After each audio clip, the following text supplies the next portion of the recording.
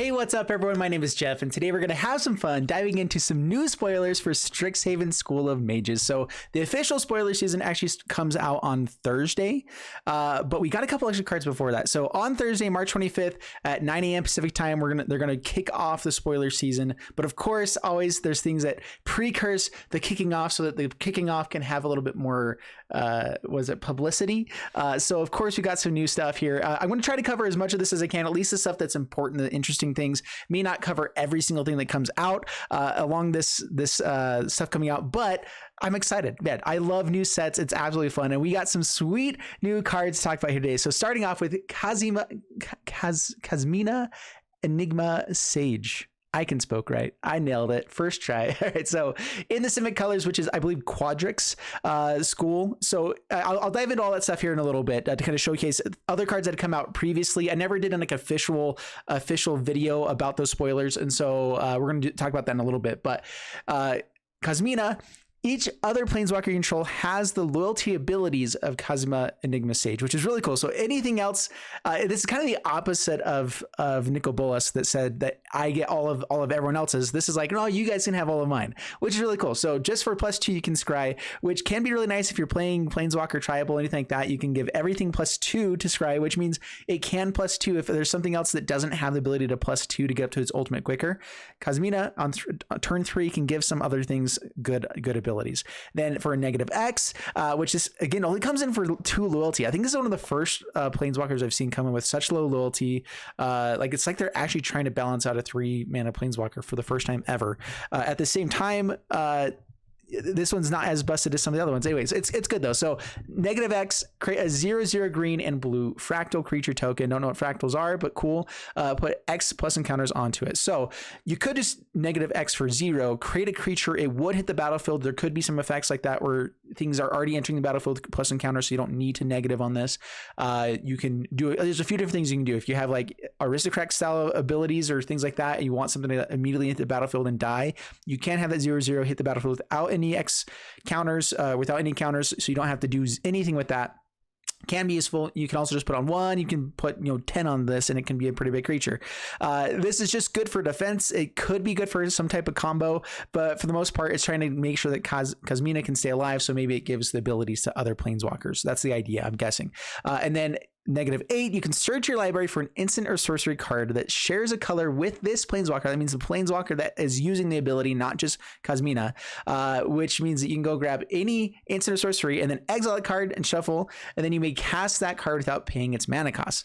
That's a big deal. So just in standard, this already fits into Sultai Ultimatum pretty well. Maybe as a one of. I don't think they're playing too many other Planeswalkers, but I have seen some versions playing Garruk. I've seen some versions playing some Ugins, and this might just be enough to go grab an Alrund's Epiphany and play it for free, or whatever else that you need, because they come out with a little bit more loyalty. So Cosmina is pretty cool stuff. Not only that, it actually works with Garruk, the Huntsman or whatever. That I can't remember the name of the Garruk one, but instead of only getting loyalty abilities by having his wolves die, he can tick up with this and also get to his ultimate a lot quicker, which is a little bit scary and busted. So anyway, some cool stuff here with Cosmina, Enigma, Sage. Super excited to have this one back in the Quadrix school. And let's check out the other one. This is a brand new one as far as I know. Professor Onyx, 6 mana, 5 loyalty, Liliana Planeswalker. So it is a Liliana, it's just Planeswalker, Professor Onyx as Liliana. So it's a Liliana Planeswalker. Magecraft, whenever you cast a copy or instant, whenever you cast or copy an instant or sorcery spell, each opponent loses 2 life and you gain 2 life. So this is a brand new mechanic that, as far as I know, it's coming out with Strixhaven. So Magecraft, whenever you cast or copy an instant or sorcery spell, which is really cool because there was a Ral, Ral back in Ravnica or something like that. I can't remember when it was. Had this similar type of effect. It might have been core set in 19 now I'm thinking about it.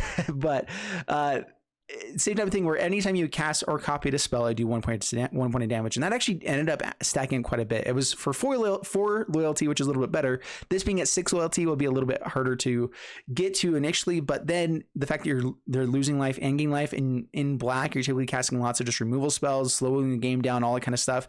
This effect can actually be really, really powerful. Getting to a place where you want to copy stuff or whatever can be really fun. You can throw this into, like Grixis colors really easily, into Mardu new colors and have spells and everything like that. There's still a lot of stuff you can do with it. Anyway, or just blue black control. And then a +1, you lose 1 life. Look at the top 3 cards of your library, put 1 of them into your hand, the rest into your graveyard. If you have things to play from the graveyard that can work really well, escape. You know, I'm thinking just what's the oh man, the 1 mana card that can escape for 4 that can be really good in this. Just played all the time. Having it go to the graveyard is nice to have in there. Crocs, all that kind of stuff works out with this. -3, each opponent sacrifices a creature with the greatest power among creatures that player controls. So like a Soul Shatter, but only hitting creatures, not Planeswalkers as well. Good stuff. And then the -8 is basically, so each opponent may discard a card.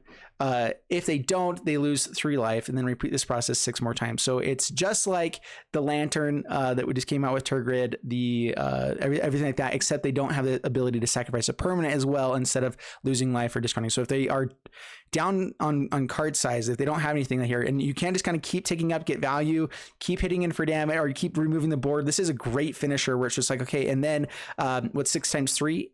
18 damage. If you can empty their hand, potentially 8 points of damage right there, cast any spells or losing 2 life.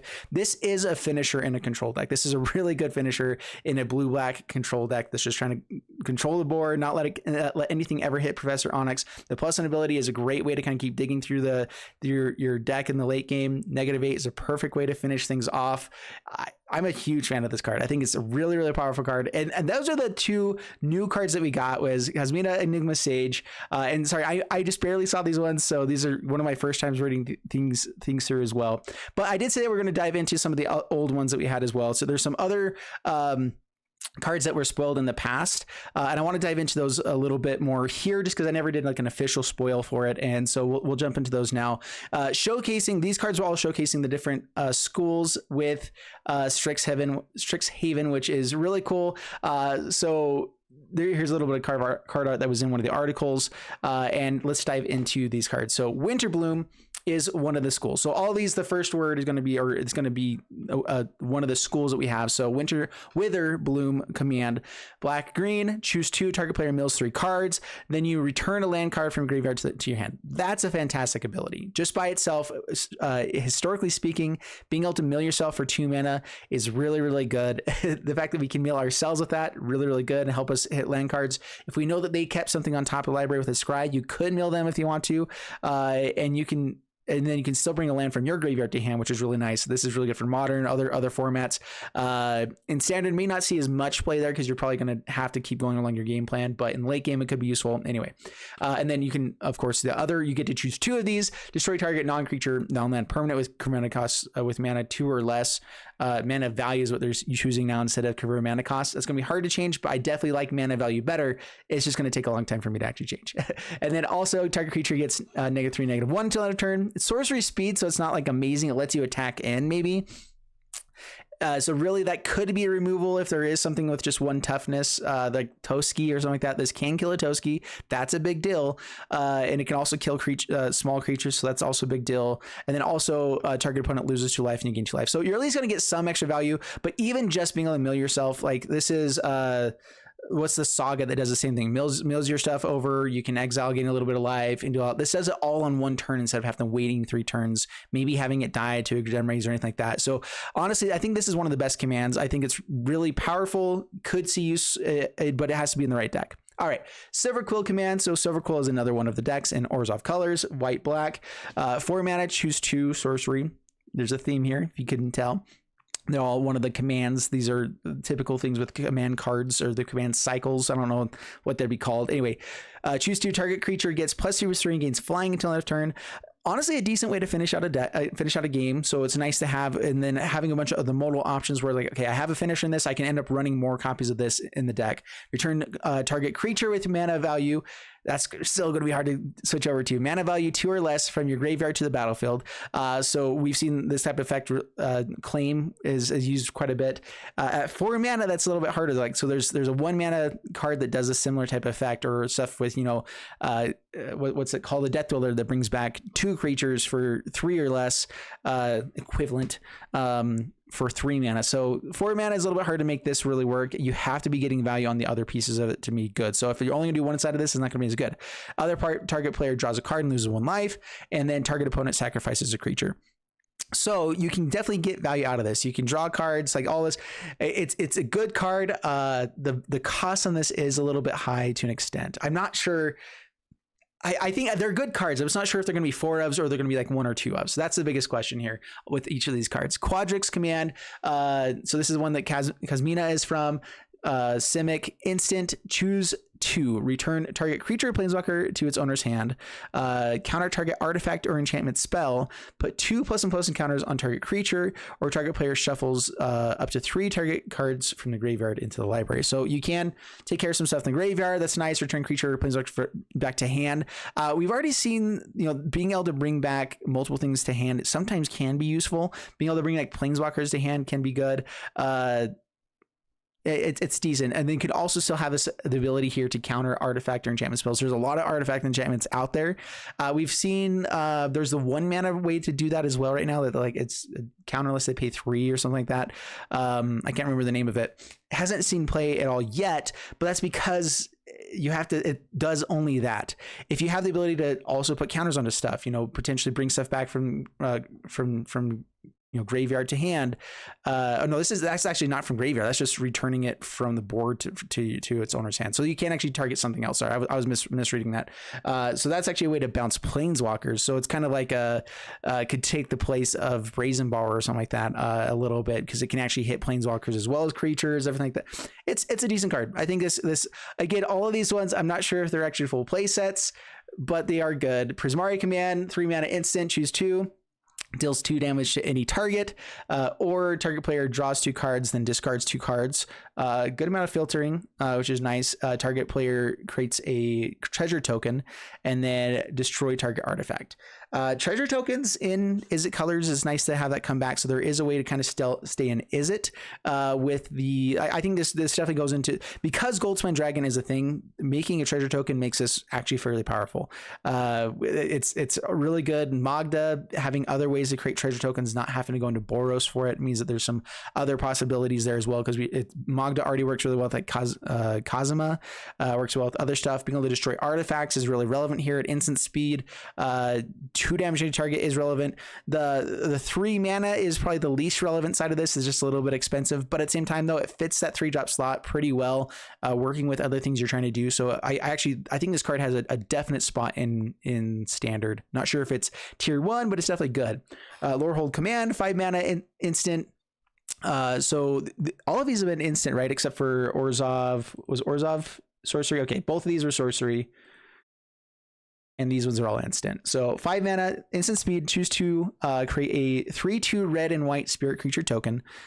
Creatures you control get +1/+0 and gain indestructible and haste until end turn. So the way this works is that whatever's on the top always resolves first. So you'll create the 3/2 white spirit creature token, and then the next one will go. So if you choose those first 2, it will give that 3/2 +1. So you get a 4/2 with haste and indestructible and haste until end of turn, which is pretty good. That means it's probably going to get in for damage for 5 mana, guaranteed 4 damage. That's not like a huge amount of awesomeness, but if you have lots of other creatures, that can be really powerful.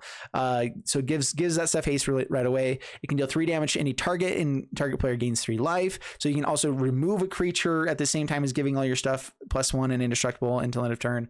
And then also you can sacrifice a permanent and then draw 2 cards. So I kind of like this card because there's the Showdown of the Scalds type of deck where you're trying to get lots of things out in the battlefield, play lots of things at once to get counters onto everything. This could be like a good play after Showdown of the Scalds or after you finish off the Showdown of the Scalds type of thing. So maybe a 2 of in this can be already good in that deck. Being all that, there's all of these things are good effects. They're just, is it good enough to be for 5 mana? I'm not so sure. But you do have the ability to sacrifice a permanent and draw 2 cards. That is Village Rites effect on a Boros card, which doesn't typically draw that many cards. So this does draw cards, which is pretty good. You can create a permanent at the beginning. So the word with Lorehold command, so it doesn't, when it says sacrifice a permanent, I think you go in resolution order, and it doesn't check what things you want to sacrifice. If it said like sacrifice target permanent, you'd have to target before the token would be created, but because it says just sacrifice a permanent, I believe you can make that token, sacrifice it, draw 2 cards. So you could theoretically make the permanent that you want to sacrifice on the same turn, which is better than Village Rites. Not sure if it's 5 mana worthwhile, but at instant speed, that's pretty good stuff. Be able to do all that. It is a good effect. There's a lot of versatility on what you can do with these. All the molds do work pretty well together and can do some fun stuff. Honestly, you could even give yourself a target with the 3/2. No, you have to have a target before you can do damage. And to say you could just try to gain 3 life. There is a period there, so I think you could still choose it. It says 3 damage to any target, which you could not have a target and still gain 3 life. So if you do just need to gain 3 life, you can do that. I don't know. I'm not totally sure how all that works, but overall, I think these cards are good. They're useful. Definitely check them out as 1 or 2 ofs in the decks you're throwing into. Modal cards are in general just really good. So because this is the first one, let's go ahead and dive into a little bit of what's happening for the rest of the year here. I don't have all of my, all the notes or all the articles out in front of me, so I'm going based off memory from the last one. They're going to talk about it, of course, again on March 25th, Thursday, 9 a.m. Pacific time on the kickoff. If you guys want to check it out, I'm going to try to, I probably won't be doing anything on YouTube for that, just because they've already got a lot of stuff going for them there. I'm just going to be covering the cards themselves, talking about it there. But yeah, so we had Kaldheim. We just had Time Spiral go out, which was really fun. Strixhaven is coming up next. Then, of course, you have Modern Horizons number 2, which is good. Modern Horizons number 1 created lots of interesting stuff. And so I'm kind of excited too with Historic Anthology, bringing some of the cards from those into Historic to okay, we're going to pick a few of those and bring them here. I'm actually excited for that. That makes it pretty fun. Not sure how long it'll take for that to come out. And then the thing I'm probably the most excited for, I really want to see what the D&D Adventures in the Forgotten Realms is going to be. No clue what that's going to entail, but it looks awesome. I really hope that it's more of a collab than I'm thinking. What I'm thinking it's probably going to be is it's just going to be oh, and we are using Drizzt, which is a card from the Forgotten Realms series. One of my favorite books, one of the books that got me into fantasy way back when. The Icewind Dale, all those kind of things. Anyway, that's a great series, and he's a main character in D&D, like that kind of stuff from what I know, but it might just be pulling out different characters from that, which would be really fun. But if it stops there and it just uses the characters, doesn't do much else, I'm going to be a little bummed. I'm really hoping that the crossover, of course, just makes a good card set, but also somehow crosses over into doing D&D type effects. It would just be fun. I would love, I don't know, I'm not sure exactly what I want from it, but I want more, I want something cool out of this. And so I'm hoping that they go a little bit above and beyond in a good way. Innistrad, 2 different sets with Innistrad. Not totally sure what's happening here with this either. My initial thoughts when I saw this come out was there's a lot of other, because they're bringing a lot of standard to digital now, where that's really where digital stuff is happening, everything like that. They're seeing things with Legends of Runeterra, other formats, other games are doing similar type of stuff, that they're releasing content a lot quicker, a lot more often, and it's coming out faster, and that is keeping people more engaged. One of the biggest issues with Arena right now is that there's that 3-month gap between each set, and people are hyped for a month and a half. Typically about a month. I try to drag people into being hyped for longer type of stuff in my channel, but from what I'm seeing on my views, what I'm seeing with you guys from comments, all that kind of stuff, people are excited about a set for about a month in standard, and then they move on to other stuff for the next 2 months. And I think what they're trying to do is bring people in more and more. They've been doing that, trying to bring that in with Historic, but it's just not been working for them. So I'm wondering if this is just more standard stuff. At the same time, they're putting this one down below. I have no clue. I'm excited to see what ends up happening with all this. It'll be cool. Either way, we're getting werewolves of some sort. I think this bottom one is vampires. Yes. Anyway, and so that's it, guys. That's it for today. We went through all the fun stuffs. Let me know what you guys are thinking about these cards. Is the other Liliana, Professor Onyx, as good as I think it is? Is it going to be a staple control card? The Magecraft is pretty awesome effect. And I'm guessing Magecraft just means whenever you cast an instant sorcery, or cast or copy an instant or sorcery spell. I think that's just anything that does that effect and then has a trigger at the end is going to be Magecraft. So that'll be pretty awesome stuff. And Kasmina is just a good good Planeswalker too, in my mind. Let me know. Do you guys think so as well, though? Let me know. Also, stay tuned for other stuff that's going to be coming out. Sorry about being so freeform with this stuff. I'll try to improve my presentation stuff with this in the future. Dyslexia gets to me sometimes, and I can't spell quite right with everything. But overall, super excited for Strixhaven School of Mages to come out. Coming out, I think it's April 15th for Arena. So anyway, thank you guys so much for hopping on. Hope you guys enjoyed the video. If you did, please leave a like and subscribe, and I'll see you guys in the next one. Thanks so much, and bye-bye.